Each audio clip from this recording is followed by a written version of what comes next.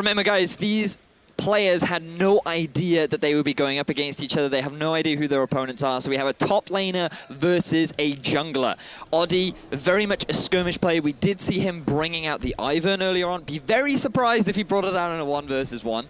But he is the type of player that very much likes to get in your face, likes to go for fights. Whereas Evie's more of the, hey, I'm more of a tanky bruiser kind of guy that's used to skirmishing all the time. So I think it could be quite the intricate matchup. Yeah, even though Latin American North didn't do too well earlier, it definitely looked like Oddie was standing out on that Ivern jungle, impressed quite a few people. And you were mentioning that, like you said just then, it is a very interesting matchup against Evie just because of the type of top lane champions he plays as well. Yeah, I mean, he's famous for his Tahm Kench in Japan. Like, he is well known for this champion. We saw it come out earlier on the day to great success for his team.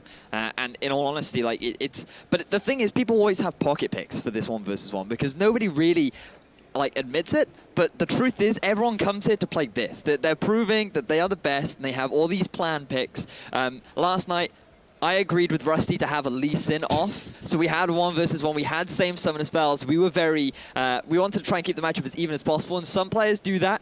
We know from last year's AllStars, I think like Bjergsen liked to do it. He would just say, hey, are you happy to play this matchup? And then people would just do the same matchup 1 versus 1. But other people have secret strats. They have secret plans in mind. And we're going to see what these devious minds have in store for us. Well, it is a top laner taking on a jungler. So we'll have to see if they have some form of agreement here or if they're going to be picking some unique champions here to take to the Rift for the first one-on-one match of this tournament. Waiting to see what Evie and Oddie are going to be banding out here. So, as you heard on the desk, things like Caitlyn are very obnoxious to play against. Ashe can be a little bit of a pain as well. Thinking of slightly more interesting picks, you could go for a Teemo. I know there are some dastardly evil plans that you can conduct with that little mastermind, but there's just so much. There's so much. You have to see how the 1v1 meta develops. I know if a Teemo gets picked, Vedius, you definitely have a lot of analysis to apply for that pick. And like you mentioned earlier, Caitlyn already being banned out here by Team Fire. On the side of Team Ice, Nasus is going to be taken away. Yeah, that usually it would have been AP Susan that you would have been bringing out. So you max the E, you get for a lot of ability power. You try and shove the wave, go for the 100 CS. Don't want to be playing against that. We want raw aggression. But it looks like we're going to see some of that raw aggression banned away. Yeah, we see 2 majors being banned away. Next, first up is going to be Blanc, followed up by Syndra. So Syndra ban is a little bit interesting. She hits a big spike at about the level 6 mark, but everybody knows how powerful she is in the 1 versus 1 mid lane. Reworked LeBlanc is just way too painful to deal with. The moment she hits level 3, not only does she have incredibly good wave clear, but her trading power is very good.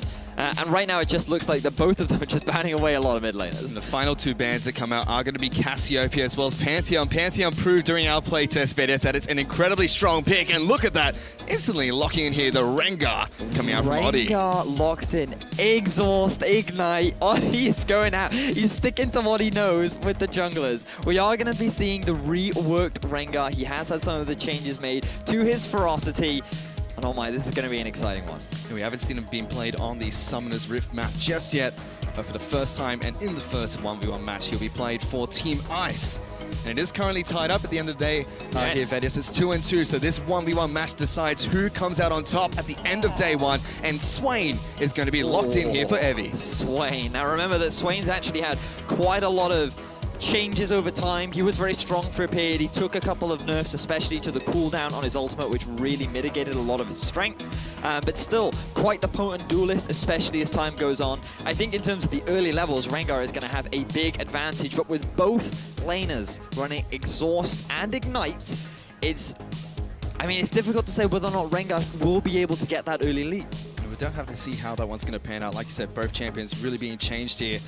Seems like they're kind of sticking to what they used to. You can see Oddie's picking up a jungler-esque champion. We see Swain being picked up by the top laner. So going back to a little bit of comfort for these 2 players. Yeah, that certainly seems like that. And I mean, when we talk about Evie, he's still playing that kind of bruiser, skirmishy style of top laner with the Swain. You can definitely get in someone's face.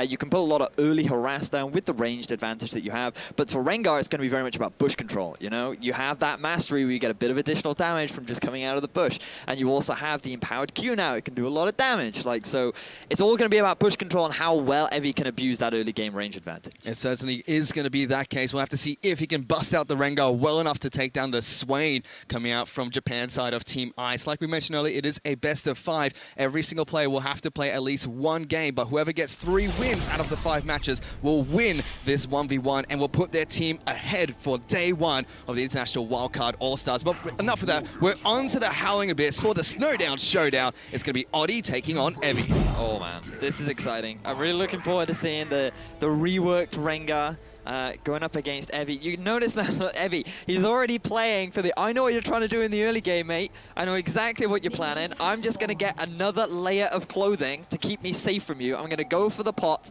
going to keep myself alive, and I don't care how much harass you put down onto me. I'm going to go for that relatively early back, and I'm going to work towards some AP so I can eventually outscale you. Yep, we can see cloth armor and 4 pots being picked up by Evie. Still has that exhaust ignite on the side of Oddie. He's gone for the Doran's Blade with that single health potion. I mean, that just spells aggression to me from Oddie. He's going to be going for the jungle. Oh, and he's already going for it. Yeah, already jumping on top of Evie. Gets him down to half health. Evie is able to trade back quite effectively against Oddie, though, being the ranged champion he is.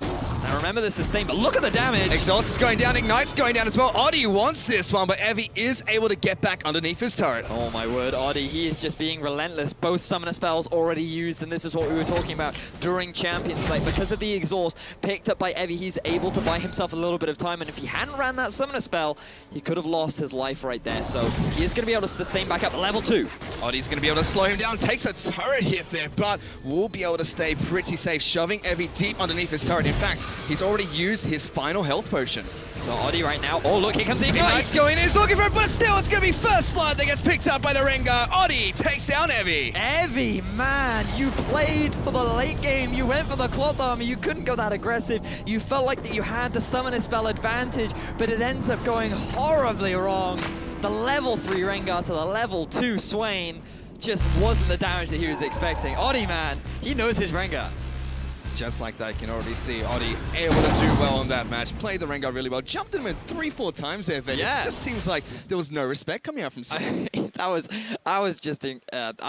so much fun. I really enjoyed watching the Rengar because you could see he was just like right from the start. He's like, I have to be aggressive as I can. I can't play this passively. I have to dive, dive, dive, dive. And so he was moving into that forward bush, jumping in as often as he could, and then at the very end, he felt like that, oh no, I'm going to be chased, I'm going to be chased down, but no, he was just luring him into a trap.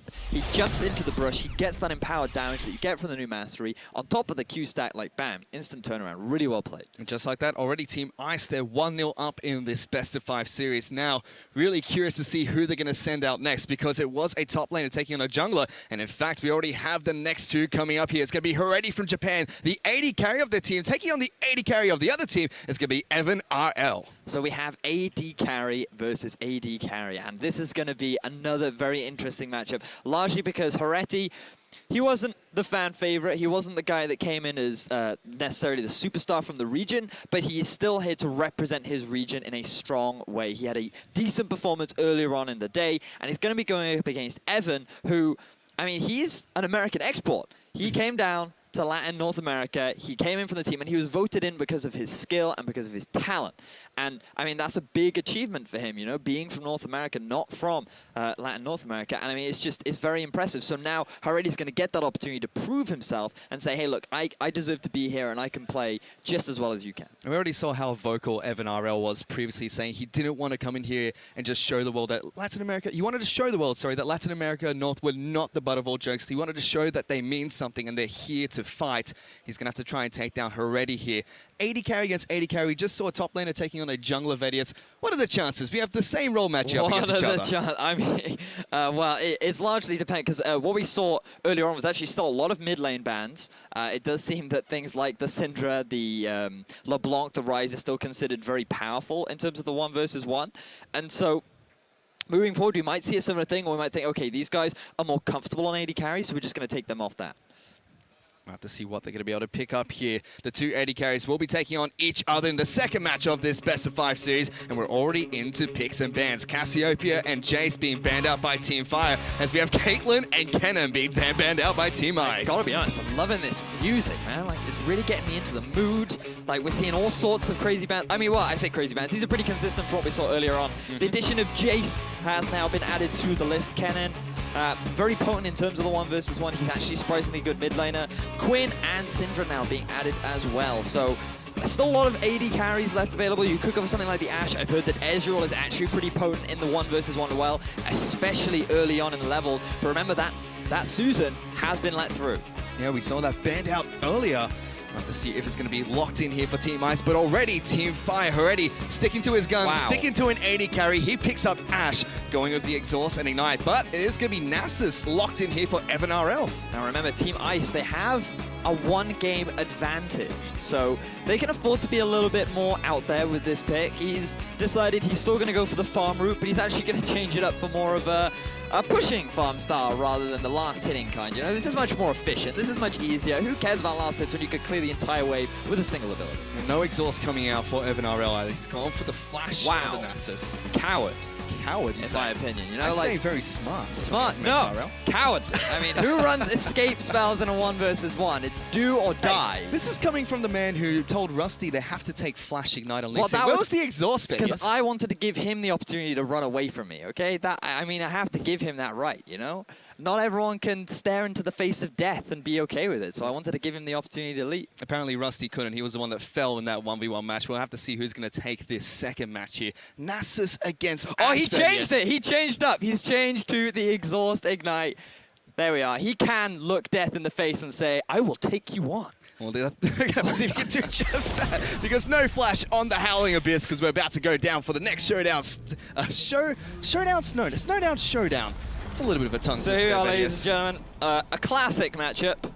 Nasus versus Ashe. Very common in the Summoner's Rift. No, obviously I'm kidding. See, the problem is it's really hard for me not to call him Susan, because if you read Nasus backwards, it spells Susan. So all of my mates and I like to call him Susan the Friendly Puppy. He's apparently beatboxing right now to the beats, and Ashe is thoroughly enjoying them. Yeah, already just dancing to the sick beats that Evan RL is laying down right now. Minions have finally spawned on the Howling Abyss. And like you mentioned earlier, Vedius, it is going to be that AP Nasus, which we expected. Yep, so he's going to be going for the, just confirm, I do believe he will have taken some points in his E. Yep, yes, he has. And so he's just going to go for that early wave kit. Now, you actually have a fair amount of damage. Like, it should certainly not be underrated. So maybe at level 6 he goes for an all-in. But again, against Exhaust, like, it becomes very difficult to try and commit to that. And Ashe is still very good at kiting you even through the Wither. So I think that the farm game will be the main priority, but it's range versus melee. And if you make one mistake, it's these small bits of farm that really count towards getting the edge in that farm game. Well, already to start things off, Heretti's got some decent harass down on towards Evan RL, chipping away at him every chance he gets. Both of them hit level 2 at the exact same time here, both trying to farm up as much as they possibly can. But Evan RL not having the best of time here on the Howling Abyss so far. Well, he's still even on farm, and that's the priority for him. Note, for those at home desperate to learn how to play Nasus mid in the 1 versus 1, he has decided to take Wither second. I think a large part of that is because he's preparing around a potential all-in of the Ashe, because now that she's level 2, she will have taken points in a W, taken points in the Q, which actually gives her a decent amount of damage, especially against only a level 2 Nasus, who doesn't really have that much armor in his kit. So he's just saying, okay, I'm going to skill Wither just so that if the Ashe does decide to hard engage on me, I can at least just disengage almost immediately. And he's been able to wave clear really effectively so far, Vedius. He's ahead in CS by 3 minions. And Heretti has not been able to push his minion wave into the turret except for the first wave there. I'm going to be honest, shocking, Heretti, the fact that you are missing these last hits as an AD carry main, right? I have no mercy here in the 1 versus 1. If you're going to play for the farm game, then you've got to be prepared, because if this is your strategy, you've got to make sure that you land those last hits. And right now, he is falling a little bit behind, but he can't afford to lose these 2 minions right now, okay? Now, another thing we should note about the tower is it does a little bit more damage. So no longer do you want to do 1 hit on a caster minion and then let the tower hit and then hit it. All you need now is tower hit, and you can kill it with a basic attack. So it's very important that you're aware of how much damage the tower actually does, because it is very different to your standard Summoner's Rift. Oh, I have to keep that one in mind. Evan RL so far just farming it up, absolutely ignoring Heretti. Every single time he gets harassed by the Ashe, he just does not care. Has popped a health potion. Seems like he wants to head back to base and pick up a couple of extra items. He's well on his way for the long game here, Vedius. 25 minions to 19. Oh, look at that. Double Doran's ring. He's just showing off that bling right now. coming back to lane, stacking up the AP, currently sitting on roughly, I would say about, he's sitting on 71 ability power right now. So given that his E has a pretty good ratio on it, it's just going to add to his wave clear even more. And the fact that Heredi is missing all this early farm is honestly really going to hurt him. This is going to force Heredi to go back to base as well. Evan RL picking up a lot of minions. He is now about 6 minions ahead of Heredi. That's a full minion wave, and he should be able to shove this next wave in towards Heredi's tower. So Heredi being put on the back foot. You know, you have to wonder why you'd go for it. Like, I can understand the Ashe, but like, it's about understanding the 1 versus 1 meta. And when you think of champions like Pantheon, when you think of like, hey, maybe he's gonna bring out the Nasus, you know, you always have to be prepared. And I feel like Ashe isn't the safest blind pick. You know what I mean? Like, because neither of them can see what the other team is picking until it's locked in. Then you can prepare to play around it.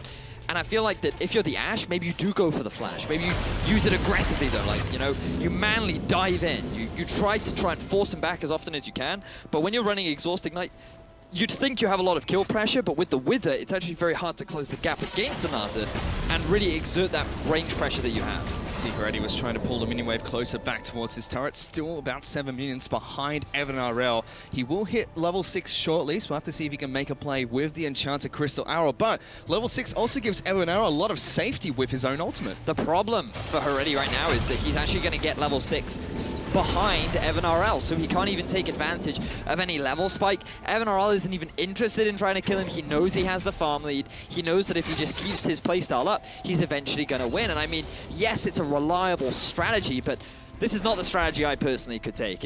Again, as I mentioned, it's do or die. You have to kill your opponent. Oddie's playstyle earlier, that's my kind of playstyle in the 1v1. So that's what you want to see a little bit more? That's what I want to see more of, you know. I mean, I can respect the calculated playstyle. It definitely makes a lot of sense. Oh, here comes the arrow. He's going for Heredi, chasing down Evan RL. He's popped the ultimate, uses the exhaust as well. Now they're going for that fight. Both Ignites getting put down. Ash is trying to kite backwards. Evan RL, can he do it? He can, as he puts down the final E to pick up first blood. Oh, Heredi, he feels like, I can do this, I can outplay him, but Evan used the E so early on that by the time, because of how extended the fight was, he was able to get a second proc of it off, and there was no flash on Heredi. He'd used his summoner spells, and oh man, that was more explosive than I was expecting it to be. They hit 6, they just went for it. But props to Heredi, he realized he was going to lose the farm game and felt like, hey, I have to commit, so better now than never. It's almost like they heard you there, Vedius. They knew that you wanted some action. They delivered right at the end, and here's a replay of that fight. So you can see that Evan had already used his E. It was still on cooldown now, and Heredi thinks that as long as I can kite the Q, I'll be fine. Completely forgets that he's running AP Nasus, and then ends up taking that small amount of burst from the E at the very end. So a little bit unfortunate, but that's going to be 2 points now going over to Ice. So Fire, they're on the back foot right now. It certainly is. And although it is 2 points to Ice, even if they win the next game and win the 1v1 tournament, sorry, the 1v1 match here, they would still play out all 5 games. So we still have 3 more exciting 1v1 matchups. And the next match is going to be even more exciting, Vedius, because we have 2 mid laners taking on one another, as Saros will be taking on Seiya. Now, we've hyped these players up well-deservedly, I feel. We've seen very impressive performances. Well, not so much from Seiya recently, but in the past, Seiya has been all about outplaying his lane opponent, going for kills, and I have heard secrets, I have heard whispers that Seiya has come prepared with a pocket pick. Now, I'm not going to say it out loud just yet. Not until we get into Champions Select, or actually not at all, unless it gets locked in, because he might be saving it for later on in the tournament. You never know. So this man, he has a pick prepared, and if he brings it out, my word, it'll be exciting. It'll be a good time to bring it out to secure this match for Team Ice. Seiya will be looking for this win over Saros. You know, it's 2 mid laners, Vedius. You might get your wish come true as well. I want 2 Katarinas. There could be 2 Katarinas. That's my wish. Okay, because Blades everywhere. I'm actually really curious, because I haven't tested this, but if you can get resets off of your opponent's Blades. I would assume you can't, but you know, like there's no guarantee that that isn't the case. Like you can catch opponent Draven axes. Yeah, so if you can catch axes, you should be able to pick up Blades. You'd think so. You'd think that'd be the case. That'd be hilarious. That makes me really surprised though that you didn't challenge Rusty to a one-on-one Katarina. He wouldn't, because he so what he wanted is he said, hey, how about we do 2 champions that neither of us play, What he didn't know is I played Lee Sin for a year, but I didn't tell him that. So that's why he didn't want to do Katarina. So he just said, you know what, let's not do Katarina because I feel like I'd be heavily outclassed. So I gave him the benefit of the doubt, and I gave him a fair and even matchup. Well, we still have a chance to see two Katarinas in this match because both mid laners will be taking to the Howling Abyss shortly here. Seros taking on Saya. We're into Champion Select for the third 1v1 match of this Best of 5 series. Right away, Caitlyn being banned out, LeBlanc is the second ban. I gotta be honest, at first I thought this was Eye of the Tiger, and I was getting it really hyped then, you know, like, start the montage going, you know, both these players, mid laners from their respective regions that have been considered one of the best. Mate, this is better than Eye of the Tiger. Oh, that's what you're talking about. Certainly getting me hyped. Very consistent bans throughout. Nothing too surprising as of yet. LeBlanc and Quinn going to be taken away from the side of Saya. Means Cassio is still up, one of Saya's favorites. Has been, he didn't have a great performance earlier on in the day, but that doesn't take away from the fact that he still knows how to play very well. Nasus is still up as well, so far 100% picked and banned. Syndra was taken away by Team Fire here. We saw a Jace ban being thrown into the mix in the last game. There's also Ashe is up. I mean, it wasn't that bad. He came very close to getting the win. Ezreal, I still feel like Ezreal is a very powerful pick that not many players have taken advantage of just yet. But also we should note like the strategy that has come in. So from the side of Team Fire, they sent in their top laner first, then they went AD carry, now they're going mid. So they bring out the big guns now, or maybe they've waited too late. So no ban coming out from Team Fire here, and an instant lock-in of the Vel'Koz coming out for Seros. Misfortune was the final ban from Team Ice. Well, we saw the Vel'Koz earlier on in the day work surprisingly well against Oceania. I mean, it was a very good pick, something that he's very comfortable on. But Saya saying, hey, I need revenge for my bad performance earlier on, so what better way to do that than to play the Revenge Master Draven? This guy going to be spinning his way and perhaps guarantee that win for us. Well, we saw earlier, Seros was, like you said, able to take down Swiffer one-on-one, and took him down from 100% health to absolutely nothing, so he should be very confident on this Vel'Koz, but he's up against a Draven, and it seems like Draven's bringing Exhaust and Ignite onto Summoner's Rift here. That does seem to be the common theme. Seros deciding to go for heal, I can respect that, you know, because typically you don't run Ignite on the Vel'Koz, you know, it is something that when you're playing a mid lane mage, you're not really ever in range to use the Ignite, and if you're getting in range of a Draven, I mean, you're kind of asking for a bad time, so I can understand why he'd want to do that.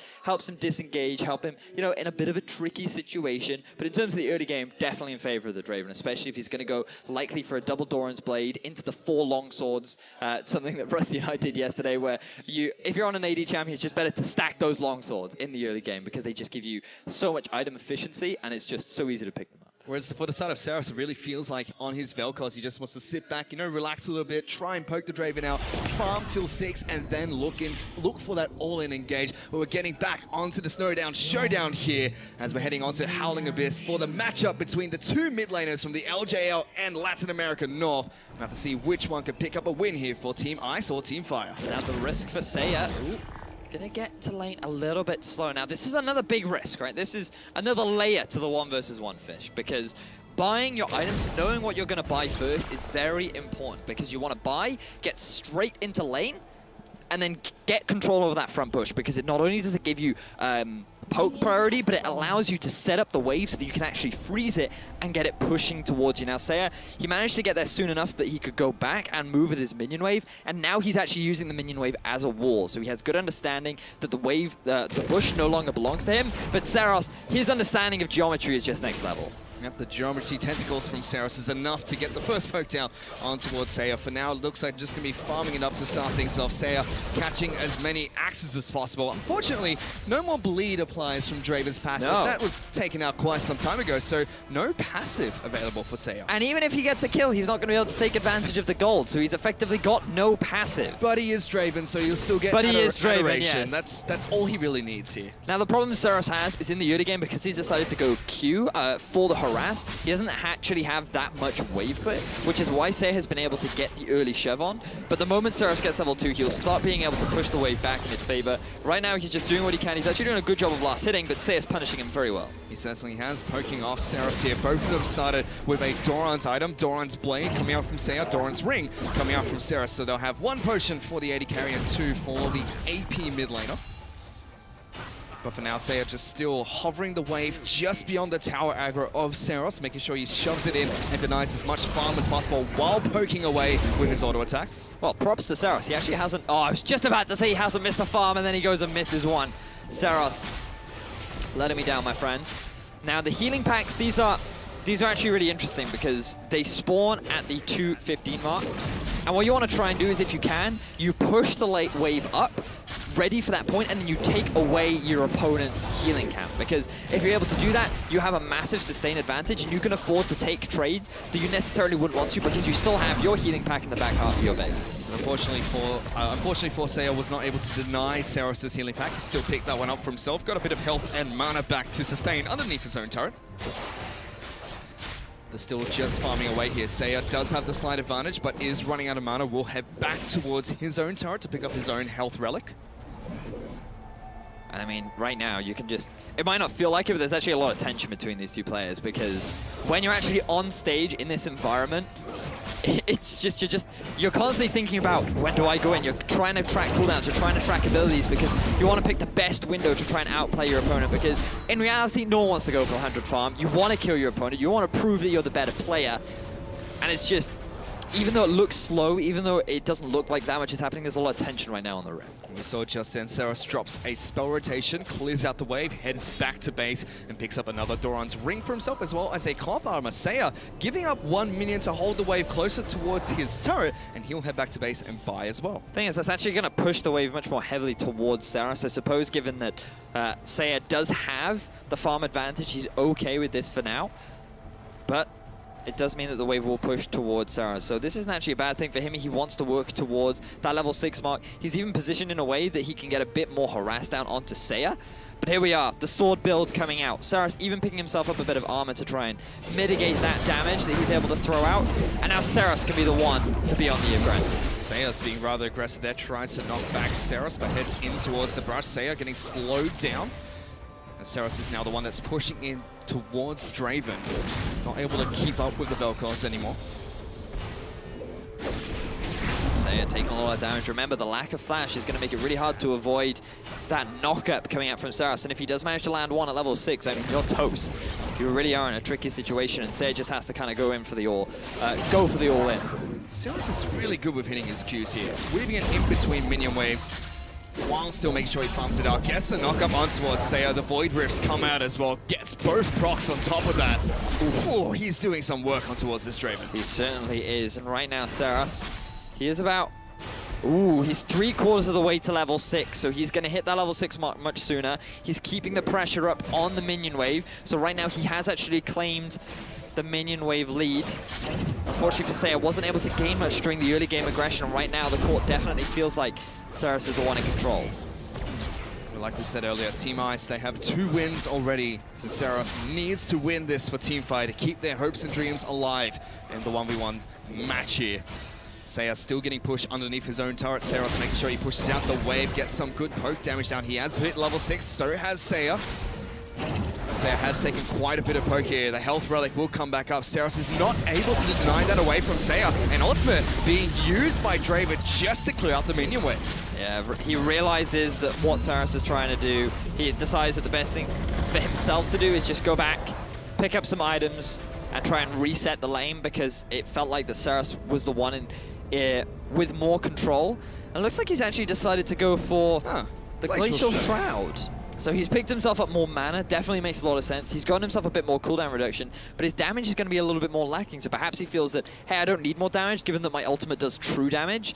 It's unlikely that Seiya's going to be stacking magic resistance anyway, so I may as well build to not die, given that I know I'm going to win the farm. And here we go, he gets the knockout.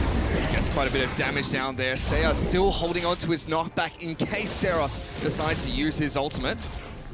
Still good poke coming out from Vel'Koz, making sure he shoves the wave underneath. Draven's turret has a nice minion lead for himself on top of that.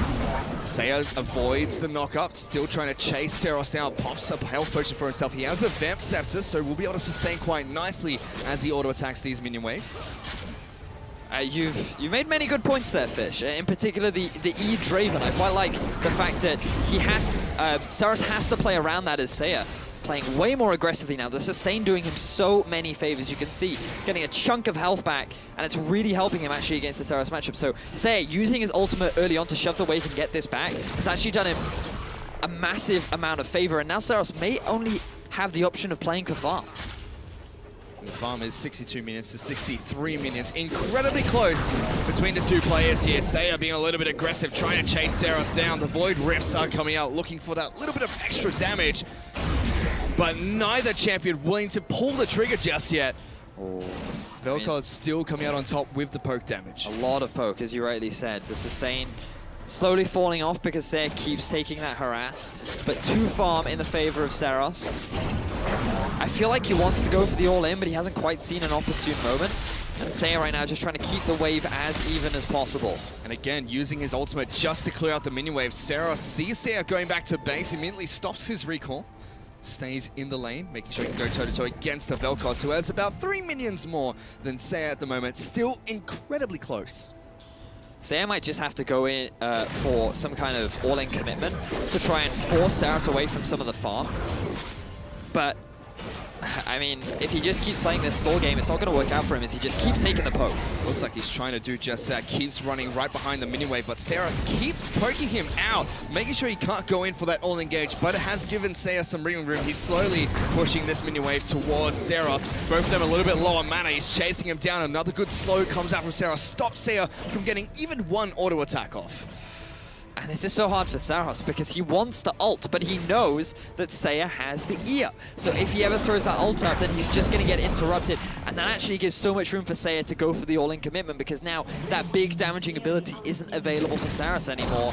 But, I mean, now Seros has a full minion wave ahead of him, right? It's 86 to 78. There are 3 waves left for Seiya to try and make some kind of a play, so that window is closing fast. There's a full minion wave behind Seros at the moment, who goes back to base, picks up a Seeker's Arm Guard for himself. He's going to have a lot of armor coming back into the lane here. Seiya has picked up a pickaxe for himself and a refillable potion with his brown boots, just to give a little bit extra movement speed. Trying to go toe-to-toe against Seros, trying to zone him away. Takes a turret shot for his troubles here. The Void Rifts are trying to cut into Seiya, but he's dodging back and forth, picking up as many axes as possible. The ultimate comes out, gets a ton of damage down on towards the Draven, cancels it, but a little bit too late. And now they're back to farming in the lane. And now Seiya's just trying to shove this wave underneath the turret. That's his only hope. He's going all in. Exhaust has come down by both champions. Ultimate comes out from the Draven, but he's taken so much damage from Seros. He's trying to even out the minion wave here as the health relic will come out. Seros is not going to be able to poke him down. He's going to try and farm underneath his own turret. Now, if he can get the majority of these minion waves, he's going to come very close to actually ending the game on points. 97 to 91. This is the moment that decides it all. Does Seiya go for the farm, or does he go for the all-in? Seiya has got to try and stop Seros somehow. He's not auto-attacking the wave. He's letting it stay there. He runs straight towards Seros, who gets an immediate Stop Q pushing down. the wave, Seiya! Stop pushing the wave! You're just asking yourself to lose. You need to stop. Let the axes drop, otherwise this is going to be it for you. Well, he's going for a Seros, being very patient. Only 1 minion has been denied. He takes a turret shot. Seros looking for the damage. He's trying to farm it out. He gets the 100th minion and picks up a win for Team Fire. Seros keeping Team Fire in the 1 versus 1 race, but it was so close, 100 farm to 96. And it was a catch-22 situation for Seiya because he needed to keep the axes up to keep that kill threat alive. But at the same time, he really didn't want to push the wave. Otherwise, he was just going to give the farm for Seros to then just end the game. So it was a really unfortunate situation. He couldn't get the all-in. And but I mean, like, both players played it very well. It was just a matter of, unfortunately for Seiya, just losing a bit of farm here and there. Probably not as explosive as we would have liked between 2 mid laners from the team facing off against one another. As you take a look at the final moments there, Seiya taking a tower shot just allowed Seros to pick up all the farm in the world that he needed. But props to Seiya for just slowly, or very carefully, that's the word I'm looking for, carefully guiding his way around those skill shots, using the empowered W to just get that bonus movement speed to avoid all of the knockups, all of the dangerous CCs that could have resulted in his death. I mean, props to him, even though he wasn't able to come out victorious. It was very well fought out between the 2 mid laners, and now it is 2-1 in favor of in favor of Team Ice. I believe they're 2-1. 2-1 up in favor of Ice for the time being, yes. So it's match point for them still. We have to I believe it's Fire. Team Ice? Fire? I've been telling in my head that it's Team Fire, but I'm pretty sure it's Team Ice. Ice is the team that is currently in the lead 2-1. Yes, we had Oddie coming out with the first victory earlier on in the day. And then we had Evan RL also come out with the victory. So I'm pretty sure it's Ice that are currently 2-1 in the lead. And then we had Saros just claim a point back for Fire. So Dara is now going to be potentially put under some pressure. Who have we got left? We've got Dara and we've got Dara and Tussle coming out from Dara Japan. and Tussle. Then we have Porky and Nazul. Porky and Nazul. So a lot of... Ooh, that could be quite interesting because Dara and Tussle, well known for their synergy. But we'll have to see who they're going to bring up next. And it looks like... It is going to be Dara. Japan support will be taking on the top laner from Latin America North. Porky will be taking to the Rift. So support versus top laner. Now, you have some experience playing against some supports, I've heard, Fish.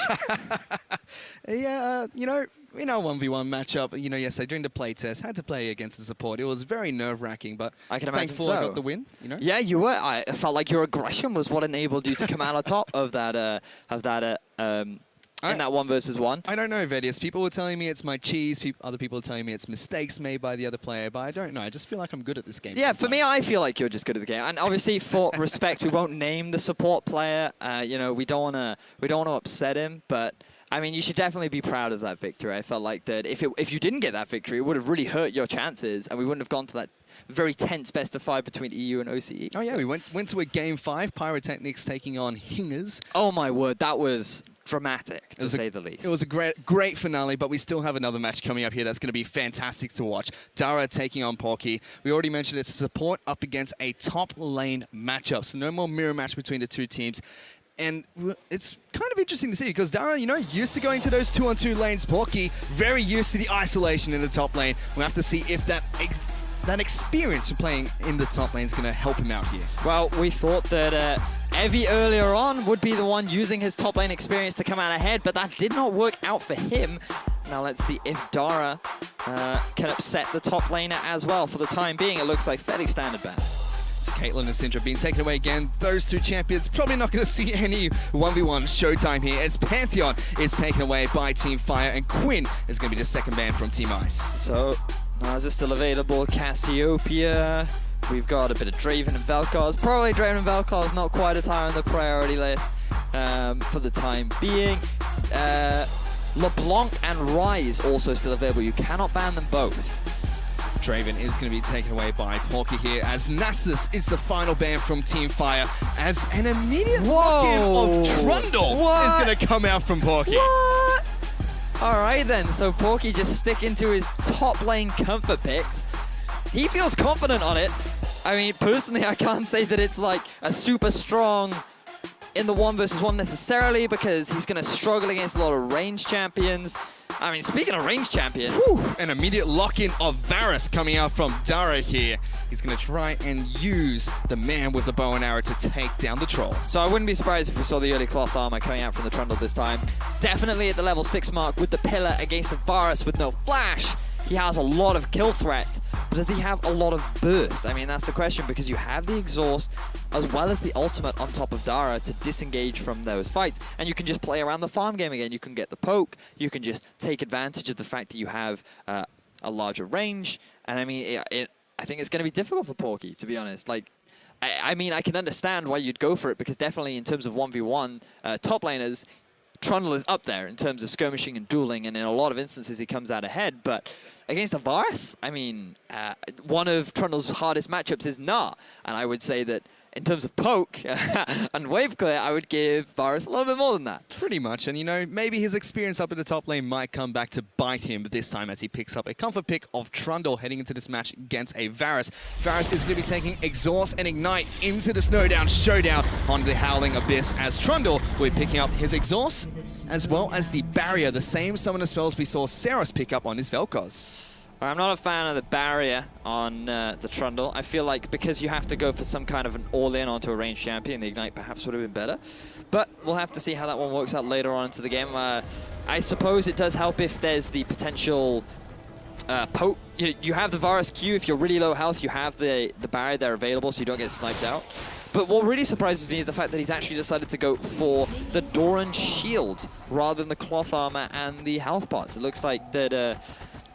I mean, it blocks 8 damage from a single target attack. Like, I feel like the Cloth Armor, just the raw armor stats that you get from it, on top of the sustain that you get from the 4 health pots, on top of the natural sustain that Trundle gets, I feel like it would have been a slightly better choice. It seems like Porky really trying to rely on Trundle's natural sustain as well as that Doran Shield. But you can already see how much damage Dara is putting down Porky? on towards Porky. He only has 1 health potion to keep himself nice and topped off. Dara does take a little bit of damage from minions, but he'll slowly heal that one up by auto-attacking them as well.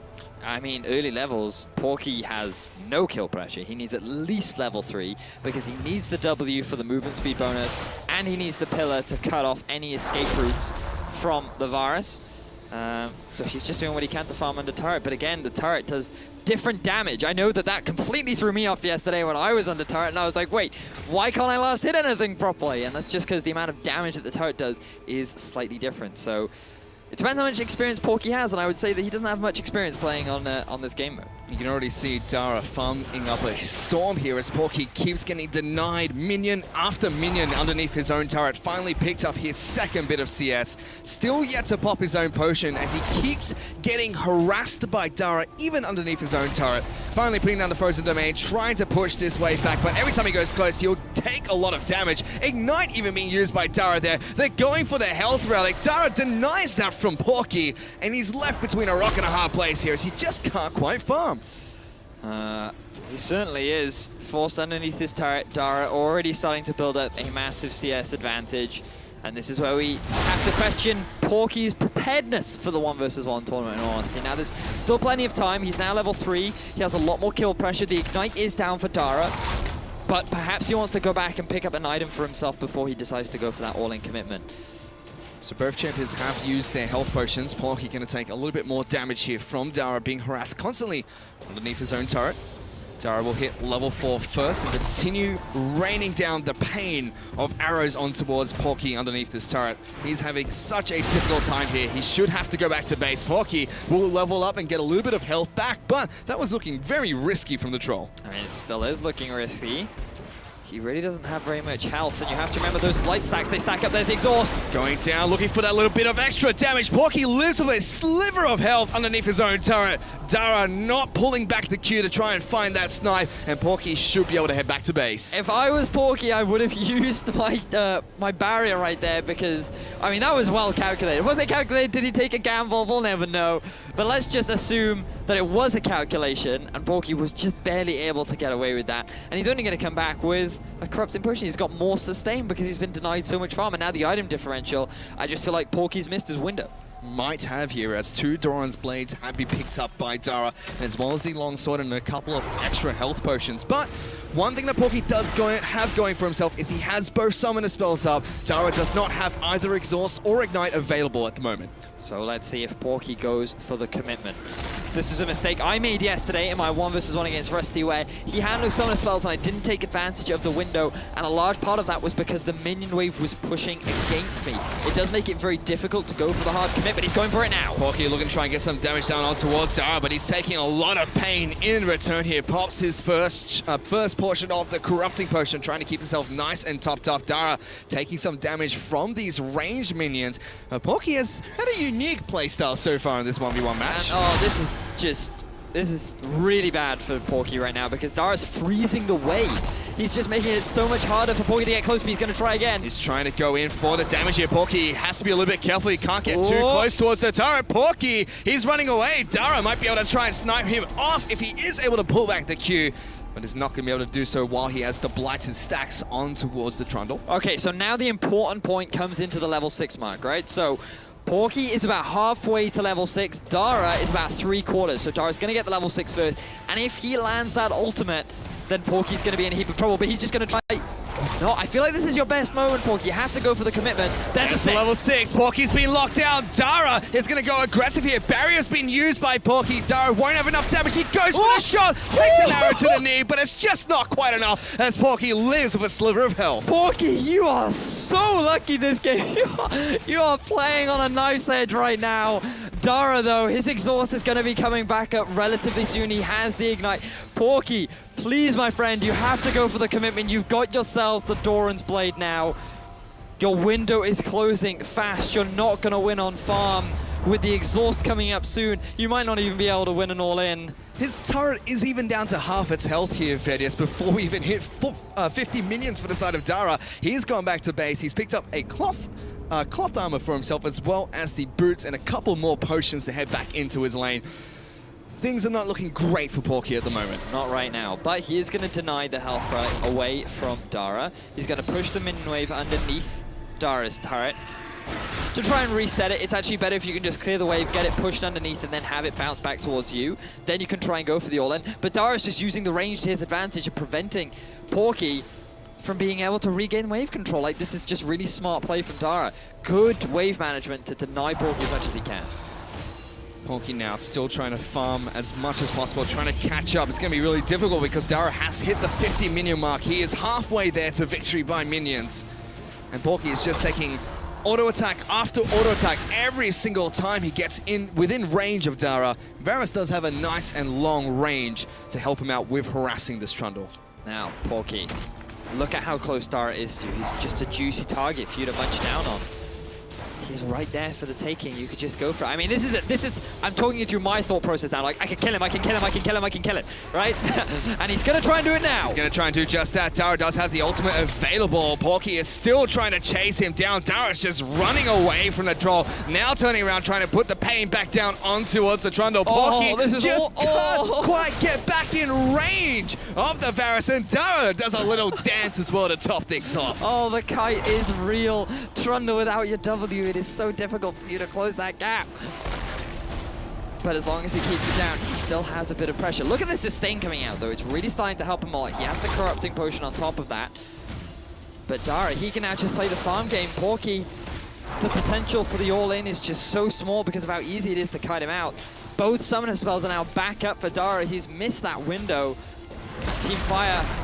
That's going in. Porky looking for a bit of damage. Puts down the subjugate. He's been ignited and locked out by the ultimate of Varus. Dara probably won't be able to chase down the troll as he'll use this time to go back. No. Porky, this is risky. Dara. Oh, he was in range for the Q. I feel like he could have gone for an opportunity there, but one of the problems is that Dara's actually decided to max the E. That's why he's not relying very much on the poke. More utilizing the blight stacks on top of the hail of arrows to really get the harassment down. And for the time being, it's working. A lot of it is because it mitigates a lot of the sustain that Trundle has, not only from his ultimate, but from his natural passive. And it's thanks to that Grievous wounds that you get when you stand in those hail of arrows pit. So already 75 minions to 45 minions. Dara has a 30 minion advantage over this Trundle, and this tower is already below half its health. Dara might just be able to win by a turret kill. Yeah, I mean, like, that turret is taking a lot of damage. Porky, he doesn't have his ultimate available. He doesn't have the exhaust. I think that Dara's going to win by turret kill here. Porky has no health, has his barrier back up, but it's going to be incredibly difficult for him to hold on here. Dara might be able to tie the game up 2-2 for Team Fire. He's getting some decent damage out towards Porky, puts down the exhaust, the barrier's being used as well. Dara is chasing towards the troll, puts it down, the hail of arrows will be enough, and he takes down the troll to tie it up 2-2. I feel like this was just inevitable. Porky had a number of opportunities where he could have gone for the all-in, decided not to commit, didn't have the damage because of how much farm was denied from him. He didn't have the items that he needed to really go for the commitment. And it was just simply a matter of, I mean, just time, really. It was just a very unfortunate setup for Porky. And I mean, Dara's management of the waves as well, the pokes, the relentless harassment that he was putting down, just Dara had the perfect matchup he could have got. We can see the final moments of that fight there. Was eventually a kill by First Blood. Sorry, a win by First Blood, but it could have been anything, Vedius. It could have, yeah. Dara had a number of options, and Porky, I feel like he should have just caved under the pressure sooner and tried to go for the all-in. He was just prolonging the inevitable. But still, Dara keeping Team Fire in this race. Now 2-2. That's all down to this final matchup. It is going to be all the way down to the final matchup, and it's no secret anymore. There are only two players left. It's going to be Tussle from Japan taking on Nazul from Latin America North. The jungler taking on the support here, Vedius. This is going to be the final match between Fire and Ice. Well, we've already seen a support taking down a top laner. We've already seen a jungler in our first match take down the top laner, and now we're going to see the jungler versus the support. Now, Tussle regarded as a very talented player in terms of his mechanics. He likes to go for the Lee Sin, he likes to go for the Rek'Sai, he likes to farm to 6 and get a very early Tiamat. He likes to go for these aggressive plays. This is what he's known for. This is what he made a name for himself for during the International Wildcard tournament. And Netzul, I wonder how well he's going to be able to deal with this sort of pressure coming out from Tussle. Is he even going to give Tussle the opportunity to go for that pressure? Maybe he'll play for something safe. Maybe he'll go for something like the Varus himself. I know you're really highly spoken of Tussle here, because when we were sitting out earlier discussing notes about Tussle playing in this 1v1 match, you're like, yeah, you know, last time we saw Tussle play, he was able to 1v9 quite a few of their games. So in a 1v1, probably has an advantage here. Yeah, I mean, his Lee Sin is pretty terrifying, and Lee Sin reasonable in the 1 versus 1. He's particularly good against ranged champions as well, especially if you go for something like the Thunderlord spec.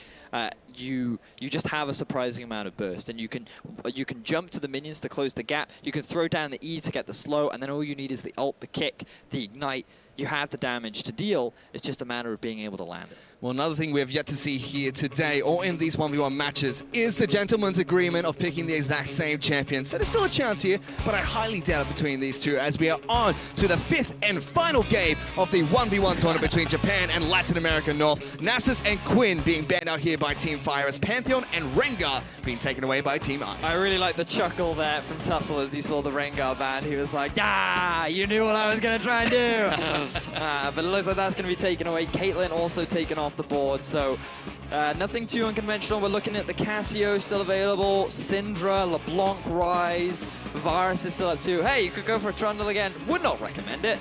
But there it is. The Varus going to be taken off the board too, so a lot of mid laners up.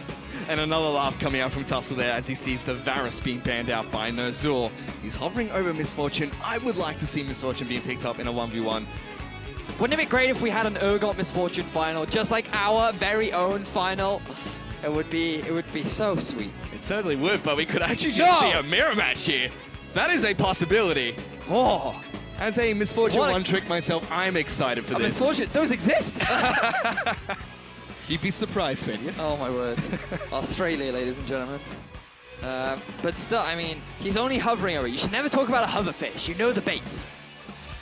I don't know.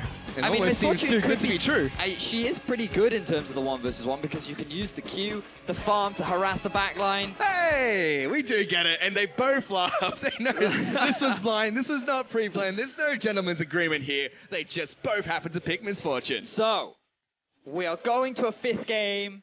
It's 2-2. Jungler versus support, and they're both playing an AD carry, the same AD carry, to determine who will be moving forward. Couldn't have been scripted better here, Vedius, as we are going into that 5th and final match. Misfortune, you know, we had LeBlanc was still up, Syndra was still available. That was a champion that's been banned out in most of the 1v1 matches so far. But they've still gone for Misfortune instead. Yeah, no Ezreal either, which is very surprising. You know, something that, again, you managed to win on, right? Fish managed to win on it, ladies and gentlemen. Wow. Fish, I feel like that's a little bit of an insult. No. You're a very good player. I'll give you that. Hey, the winners are casting right now. That's all that matters, all right? That's right. But I mean, we have to talk about this matchup. Misfortune versus Misfortune. Right? Both of them use the same skills, okay? Right? Both of them can harass with the Q. Both of them, I don't think they're going to max the E. I mean, you could for poke, but are you going to play the farm game or are you going to play the all-in? I feel like if you're playing a mirror matchup, you have to play all-in. Well, you also have the opportunity of going 1 AP and 1 AD, but that's not the case because both of them have picked up a Doran's Blade here, as both Misfortunes will strut into the Howling Abyss for the Snowdown Showdown. Netzul taking on Tussle. Tussle actually going for a bit more sustain with the Biscuit, rather than a little bit more damage that you can go for during your Mastery Tree. I believe it's the middle one. I forget the name. The same with ability names. It's QWER, and middle tree, left, red tree, green tree, blue tree. Well, like you mentioned earlier, Vedius, you know, 2 Misfortunes. It's tied up 2-2. This is match point for Team Fire and Team Ice as well for today. Both of them are tied up 2-2. Oh no, please. Oh no. I was trying to make a point, guys. And they're just laughing at your point. That's what they're doing. Well, it all comes down, Vedius, to who's going to press their buttons better here. Yep. 2 Misfortunes. Tussle trying to get the early push on. I mean, if you can push the wave underneath the turret, that's definitely a big advantage because you know how hard it is to farm underneath the turret. And if they are going to be playing for farm, you want to try and get that lead as soon as you can. So we can see Tussle starting up with the double up. Ner'zhul, on the other hand, taking Make It Rain. And already the double up getting quite a bit of damage down on towards Ner'zhul. Tussle gonna try and trade behind the minion life. Getting a lot of damage down. The double up's gonna come back up for Tussle, but he's taking minion aggro the entire time he's trading with Ner'zhul. Interesting that Ner'zhul decided not to go for the Thunderlords. And I wouldn't be surprised if Tussle actually picked that one up. But the early level 2 from Ner'zhul, right now he is the aggressive. There's the exhaust! Exhaust in and going down. Make a raid comes out from Tussle. He's going to be able to get it. First blood comes out from Tussle. And Japan are going to be the victors of this one-on-one matchup against Latin America North. Ner'zhul, you tried to take advantage of the early level 2, but Tussle got it on a dying minion, which means that Ner'zhul, you used the exhaust first, Tussle could use his exhaust second, and it was just that difference, the difference in the timing of the exhaust that determined the game. Wow, what a way to end this. Team Fire going to be moving forward. I don't know if you can call that a contest of skill. I mean, that was just luck. That was pure luck. Just look at this, look at this. So you can see Tussle level 1, Ner'zhul level 2, and it is that minion that died just behind Ner'zhul that gives Tussle the early level advantage, and then he gets the exhaust down second, which enables him to start dealing damage sooner. And that is what enables him to win out in the 1v1. You say luck, Vedius, I say skill there coming out from Tussle. You know, getting that last auto attack, knows that he can go for that one-on-one and picks up the victory for Japan. And it was a 3-2 reverse sweep coming out from Japan as well to pick up the victory for Team Fire. It looked like it was ice all the way. They picked up the 2 early wins. And then we saw the mid-lane matchup coming out. We thought definitely they could try and close out the game there. But a couple of errors eventually, especially during the draft phase, you could say. Yeah, you could definitely say that. The reverse sweep going out from Team Fire, very enjoyable best of 5, and I'm glad that we did end up going to all 5 games that with some really good close meaning behind it. Well, with that, Fire has come out on top over ice in the first phase of the IWC 1v1 tournament. Let's head back over to the analyst desk to break down how it happened.